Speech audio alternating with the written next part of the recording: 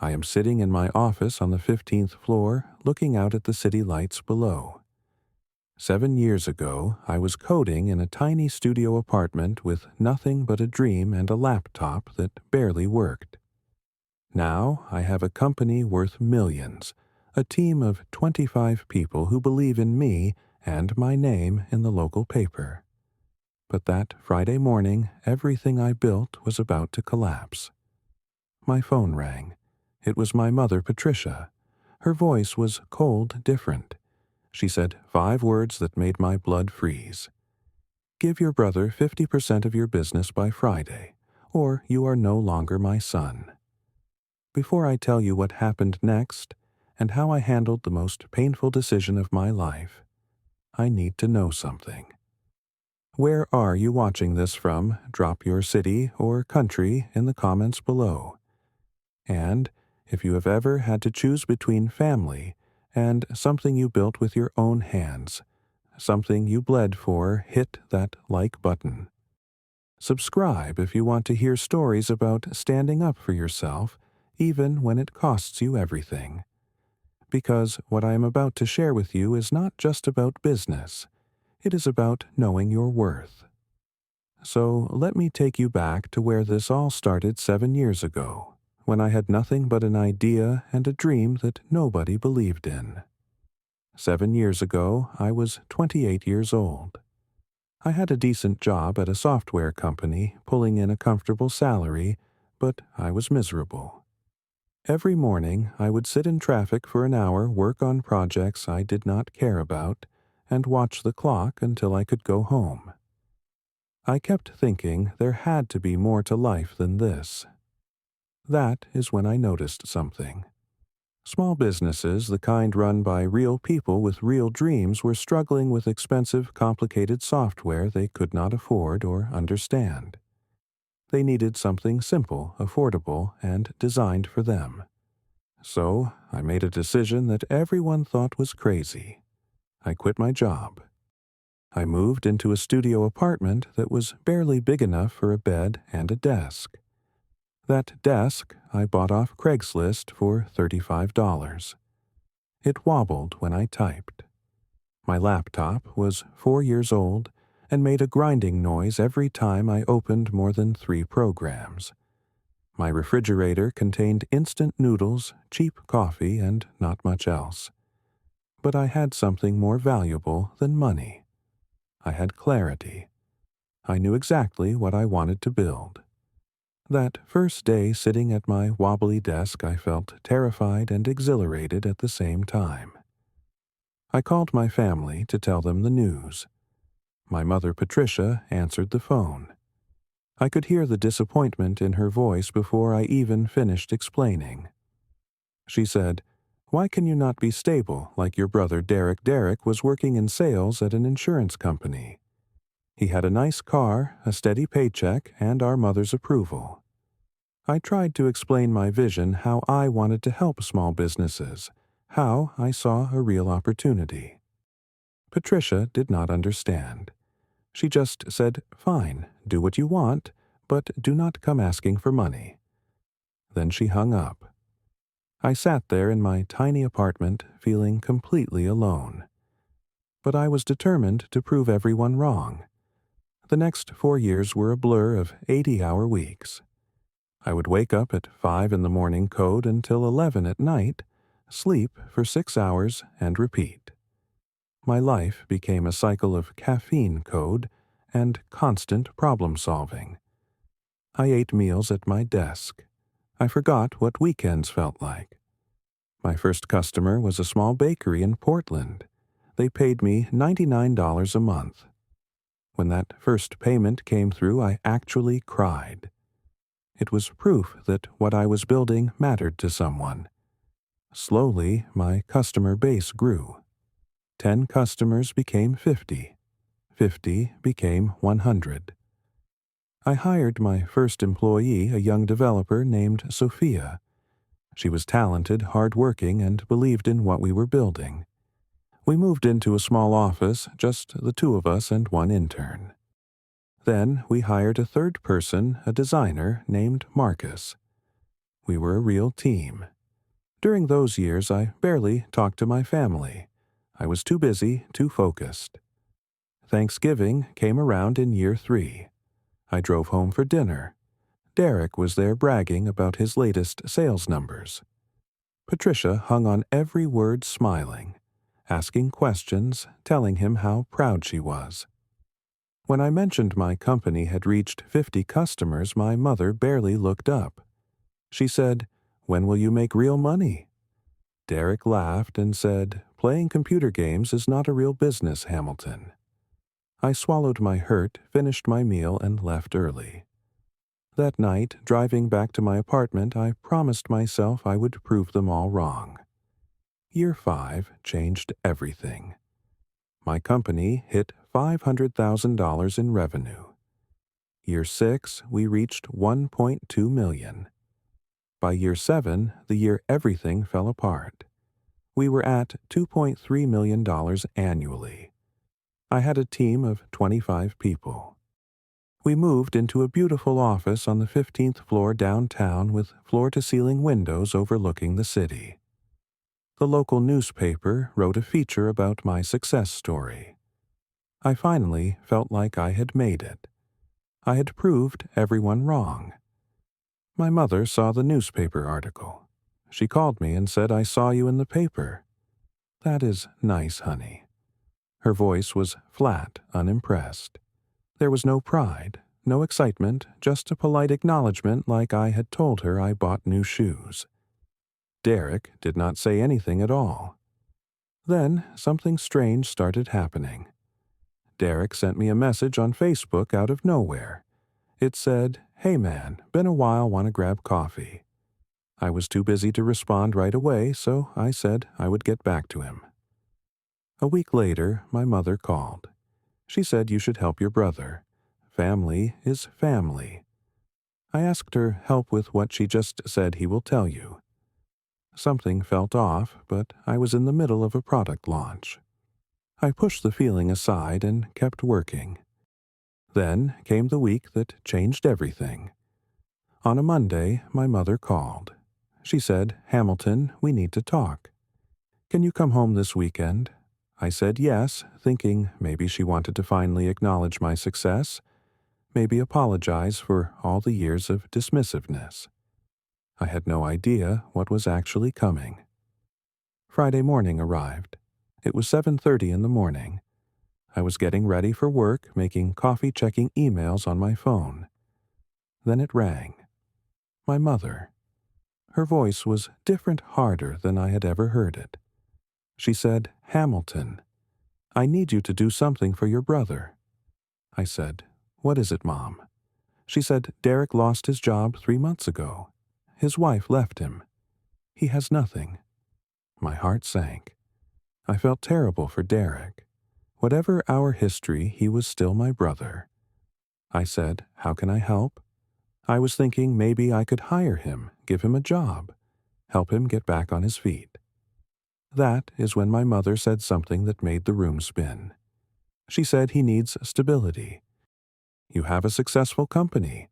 I need you to give him 50% of your business. Silence. I could not speak. I could not breathe. Finally, I said, "What, Mom?" "You cannot be serious." She said, "He is your brother. Family shares everything." I said, "I built this from nothing. I worked 80 hours a week for 7 years. She cut me off. She said, "And I raised both of you. You owe him this. You owe me this." I felt like I had been punched in the stomach. I said, "Mom, I cannot just give away half my company. I have investors, employees, legal obligations. More than that, I earned this. I sacrificed everything for this." She did not care. Her voice went cold. She said, "You have until Friday evening. Transfer 50% ownership to Derek or you are no longer my son." Then she hung up. I stood there in my kitchen phone in my hand, shaking. I could not process what had just happened. My own mother had just given me an ultimatum. Give away half of everything I built or lose my family. I sat down on the floor and tried to understand how my life had gotten to this point. I started thinking about my childhood. Derek was the golden child. He was 3 years older, and from the moment I could remember, he got everything he wanted. When he wanted a new bike, he got it. When I asked for one, I was told to wait for my birthday. When Derek wanted a game console, it appeared under the Christmas tree. When I wanted the same thing a year later, I was told to share Derek's. He got a bigger allowance. He got more attention. He got more of everything. When Derek played baseball in high school, my mother went to every single game. She would scream his name from the stands, bake cookies for his team-organized parent meetings. When I competed in the science fair and won second place in the state, my mother was too busy to attend. She said she had a headache. When Derek graduated high school and got into a state college, we threw a huge party with relatives, friends, and catered food. When I graduated 2 years later, with a full scholarship to a better school, we had a quiet dinner at home. Just the three of us. No celebration. I realized sitting there on my kitchen floor that I had spent my entire life being the backup, the spare, the one who was expected to sacrifice so Derek could have what he wanted. And now, even in my greatest success, the pattern was repeating.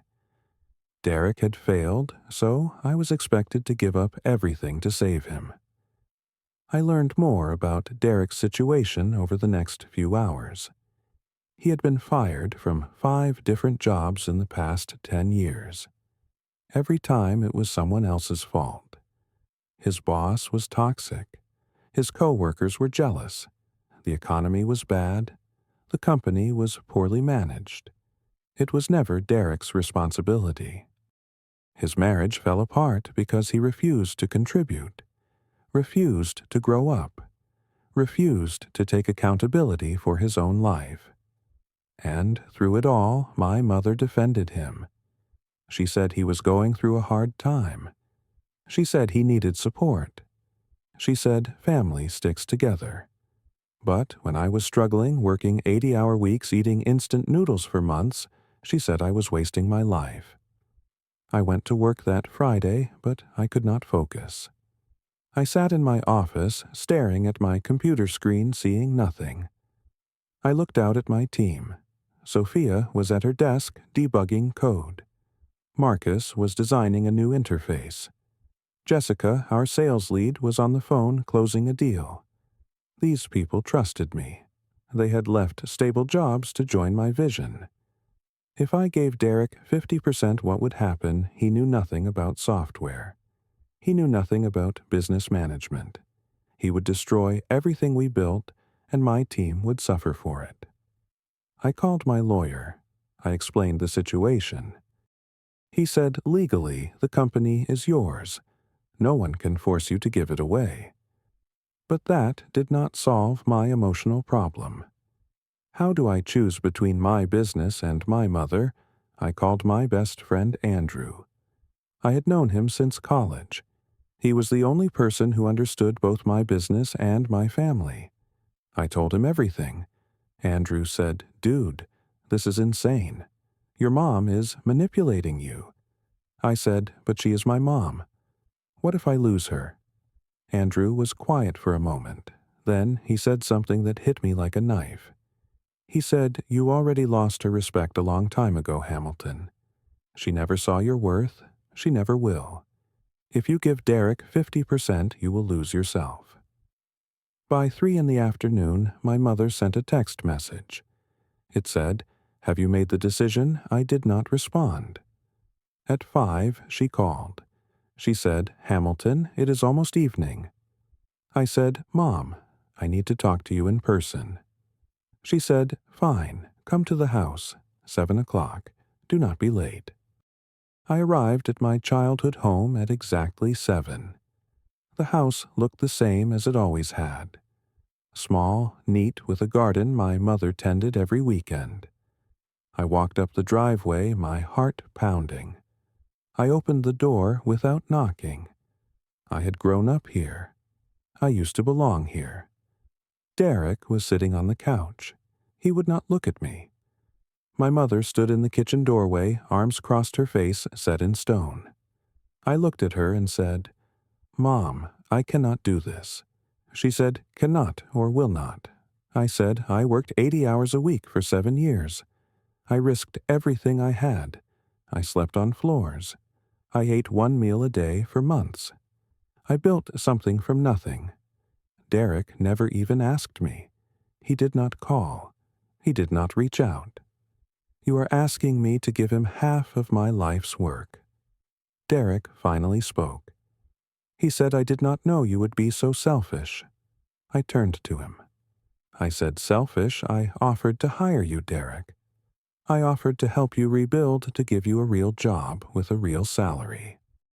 But you want 50% of something you did not build, did not sacrifice for, did not even believe in. That is not family. That is theft." My mother's face went hard.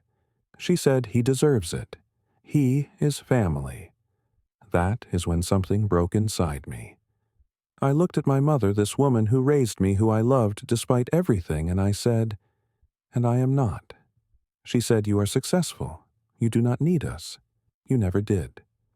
I felt tears burning my eyes, but I did not let them fall. I said, "I needed you my whole life, Mom. When I won coding competitions in high school, you did not come. You said you were tired. When I got my scholarship, you said it was nice, but did not celebrate. When I launched my company, you called it playing games. When I made it into the newspaper, you said, 'That is nice, honey.' Like I had told you, I went grocery shopping. But Derek fails, and you demand I give him everything I bled for. Everything I built with my own hands. Tell me, Mom, when was I ever enough for you?" My mother did not answer. She just stared at me with cold eyes. I said, "I love you. I love Derek. But no. The answer is no. I will not give away my company. I will not destroy what I built to enable Derek's refusal to grow up. I will help him in other ways, but not this." My mother's voice was ice. She said, "Then you are no longer my son. Get out of my house." Derek still would not look at me. He just sat there silent, letting our mother do his dirty work like he always had. I stood up. I looked at my mother one last time. I wanted to memorize her face because I knew this might be the last time I saw her. Then I walked out the door. I got in my car, I drove away, and for the first time in my entire life, I chose myself. That night I drove home with tears streaming down my face. I had just lost my family.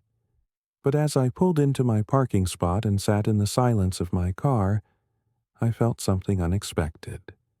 Relief. For 35 years I had been trying to earn love that was never going to be freely given.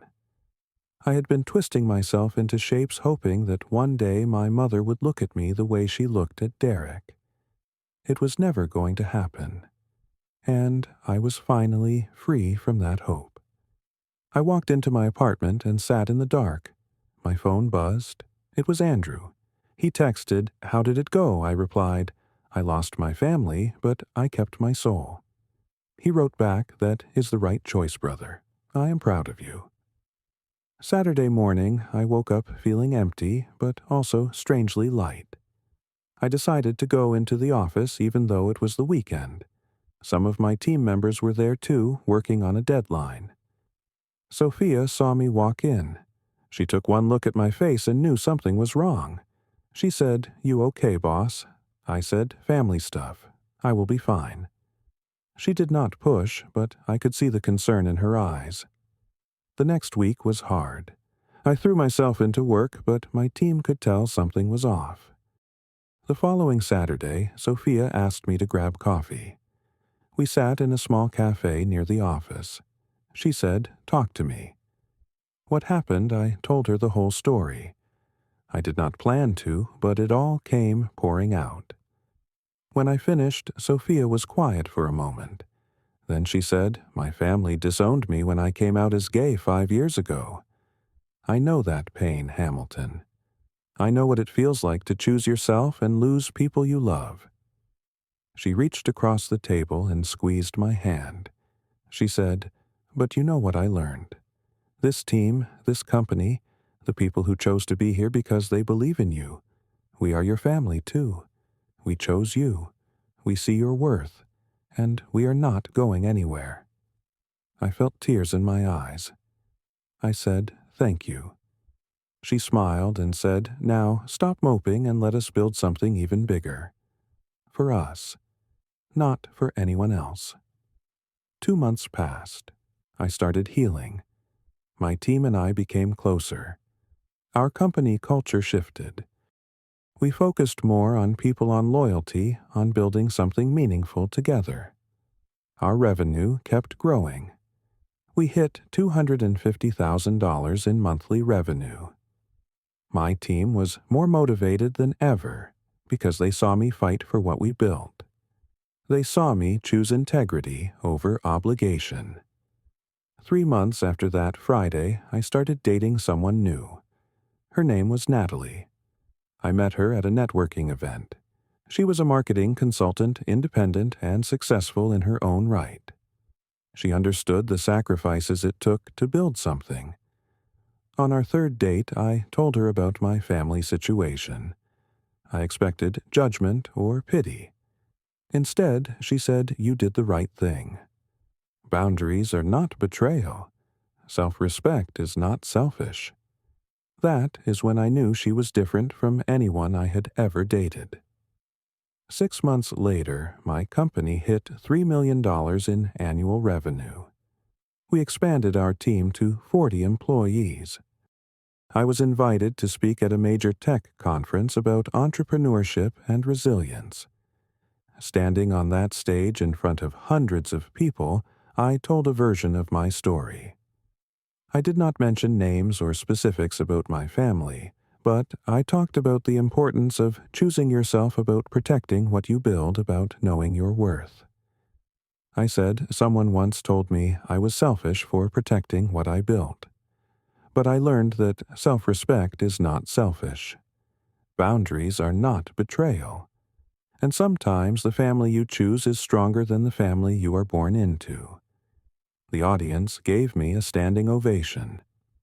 Afterward, dozens of people came up to me with tears in their eyes, saying they needed to hear that message.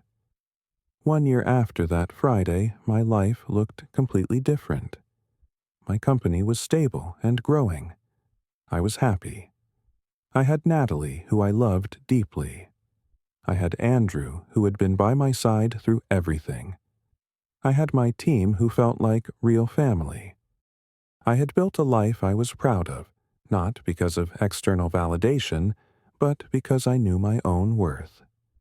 Then, one Tuesday afternoon, I received an email from an address I did not recognize. The subject line said, "From Patricia." My heart stopped. I opened it. It was from my mother. The tone was different, softer, less demanding. She wrote that Derek had tried and failed at several more ventures. He was now working as a retail clerk, living in a small apartment, struggling. She wrote that she had been thinking about what happened. She said maybe I was wrong. She asked if we could talk. My first reaction was anger. Now she wanted to talk after a year of silence. After choosing Derek over me for the 1,000th time. But I also felt sad. I discussed it with Natalie.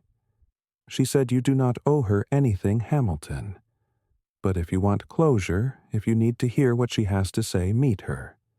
Just protect yourself. Do not let her manipulate you again." 2 weeks later, I met my mother at a coffee shop. She looked older, more tired. We sat across from each other, and for a long moment neither of us spoke. Finally, she said, "I am sorry. I was wrong." I looked at her and said, "Why now?" "Because Derek failed again. Is that why I matter now?" She looked down at her coffee. She said, "Because I lost you." And I realized too late that you were always the strong one. You were always the one who did not need me to hold your hand. I took that for granted. I thought you would always be there, always be willing to sacrifice. I did not see how much I was asking of you. I felt a mix of emotions. Part of me wanted to forgive her immediately, to hug her, to go back to some version of normal. But I had learned too much. I said, "Mom, I forgive you. I do, but I cannot forget. And I cannot go back to being the son who sacrifices everything for approval I will never fully get." She said, "What does that mean?" I said, "It means we can rebuild slowly, carefully. But it has to be on equal terms. I will not be the backup plan anymore. I will not be the safety net for Derek every time he fails. I will not give pieces of myself away to prove I love you. If you want a relationship with me, it has to be real. It has to be based on mutual respect." My mother nodded slowly. She said, "I understand. I do not know if I can change everything overnight, but I want to try." We finished our coffee. We parted with a tentative hug. Over the next year, we slowly rebuilt a relationship. It was not like before. It was not close or warm or easy, but it was honest. We saw each other on holidays. We talked on the phone occasionally. She was trying in her limited way to be better. I accepted that this was all she could give. Derek and I never reconnected. I heard through my mother that he was working a steady job now that he had remarried, that he was trying to get his life together. I did not reach out. He never apologized. He never acknowledged what he and my mother had asked of me. And I was okay with that. I had moved on. I did not hate him. I just felt nothing. He was a stranger who happened to share my blood. 2 years after that, Friday, I am 37 years old. I am married to Natalie. My company is now bringing in $6 million a year. We have 60 employees. I was recently featured in Forbes as one of the top entrepreneurs under 40. But none of those achievements matter as much as the peace I feel inside. I know who I am. I know what I am worth. And I do not need anyone's permission to live my life. Sitting in my office now, looking out at the same city view, I think about that scared 28-year-old in a studio apartment. I think about the sleepless nights, the ramen noodles, the rejection, the doubt. I think about that Friday evening when I walked out of my mother's house with my heart breaking but my spine straight. It was the hardest thing I ever did. It was also the most important. I learned that self-respect is not negotiable. You cannot build anything real if you do not respect yourself first. Giving away 50% of my company would not have been generosity. It would have been self-destruction. Boundaries are love for yourself. I learned that not all family is healthy. Biology does not automatically deserve blind loyalty. Toxic is toxic no matter who the person is. Family should lift you up, not tear you down to make someone else feel better. I learned that you can build new families. Sophia, Marcus, Jessica. My entire team, Andrew, Natalie. These are my chosen family. This family is stronger because it is built on mutual respect, not obligation. These people chose to be in my life because they value me, not because they share my DNA. I learned that forgiveness does not mean reconciliation. I forgave my mother and Derek. I do not carry anger or resentment. But forgiveness does not mean I have to go back to old patterns.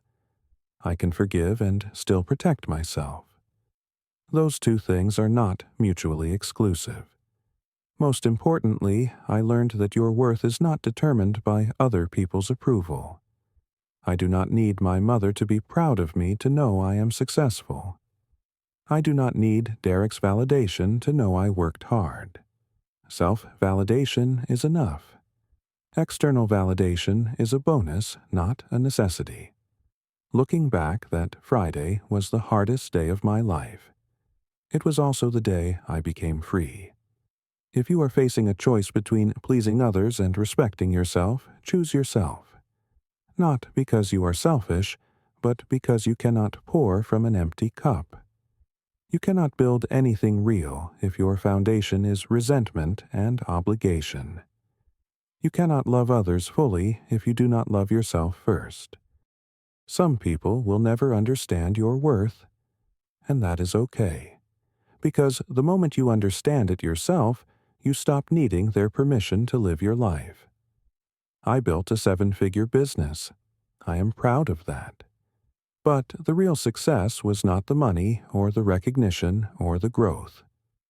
The real success was learning that I was worth more than 50% of anything. I was worth 100% of myself.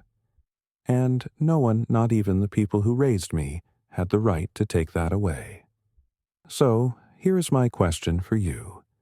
Have you ever had to choose yourself over people you love? Have you ever set a boundary that cost you a relationship? Drop your story in the comments. I read every single one, and your story might help someone else who is struggling with the same choice. If this resonated with you, hit that like button. Subscribe to this channel for more real stories about life, business, and finding your worth.